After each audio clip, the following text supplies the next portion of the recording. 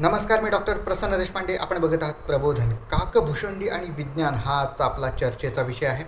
तर कोण होते हे काकभुशुंडी? तर काकभुशुंडी हे रामभक्त होते, एक ऋषी होते. ॲक्च्युली त्यांचं नाव भुशुंडी असं होतं, परंतु ते कावळ्याच्या स्वरूपामध्ये होते, त्यामुळे त्यांना काकभुशुंडी असं नाव पडलेलं आहे. आणि हे यांची आणि प्रभू श्रीरामचंद्रांची भेट झालेली आहे. यांचा उल्लेख आपल्याला रामचरितमानस आणि वाल्मिकी रामायणामध्ये आढळतो. आणि एका वरदानाप्रमाणे हे काळाच्या मागे आणि काळाच्या पुढे दोन्हीकडे जाऊ शकत होते. म्हणजे भूतकाळामध्ये सुद्धा जाऊ शकत होते आणि भविष्यकाळामध्ये सुद्धा जाऊ शकत होते. आणि यांनी रामायण जे आहे ते 11 वेळेस पाहिलेलं आहे. तसंच महाभारतसुद्धा यांनी 16 वेळेस पाहिलेलं आहे. आणि प्रत्येक वेळी यांना वेगळे रिझल्ट्स किंवा वेगळ्या प्रकारचं रामायण यांनी पाहिलेलं आहे. असं रामायण आणि महाभारत पाहिलेलं आहे असं सांगण्यात येतं. तर आता हे झालं काकभुशुंडीविषयी. परंतु याच्यामध्ये विज्ञान काय?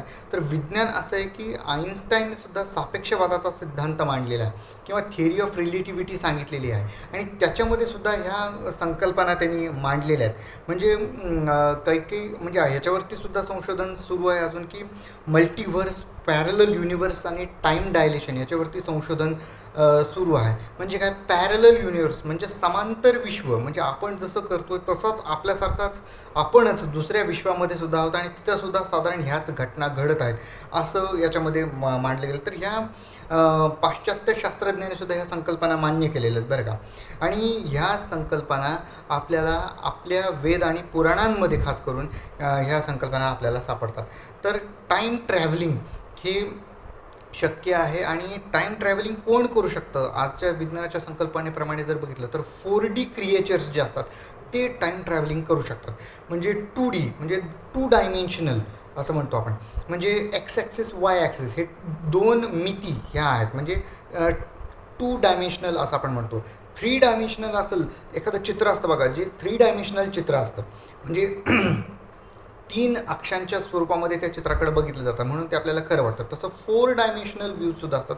आणि 4 डायमेन्शनल जे क्रिएचर्स असतात किंवा जे प्राणी जे हे आहेत ते त्यांना मात्र स्पेस आणि टाईम ह्यांचं बंधन नसतं. आणि स्पेस आणि टाईमचं बंधन नसलं म्हणजे स्थान आणि काळ यांचं बंधन नाही आहे असे जे क्रिएचर्स आहेत किंवा प्राणी किंवा मनुष्य जे आहेत ते हे करू शकतात. म्हणजे भूतकाळामध्ये आणि भविष्यकाळामध्ये सुद्धा हे जाऊ शकतात. तसंच काकभुशुंडीलासुद्धा स्पेस आणि टाईमचं बंधन नव्हतं. त्याला ते वरदानच प्राप्त होतं. आणि त्यामुळं आणि रामभक्त असल्यामुळं 11 वेळेस रामायण भूतकाळामध्ये जाऊन हा बघू शकत होता.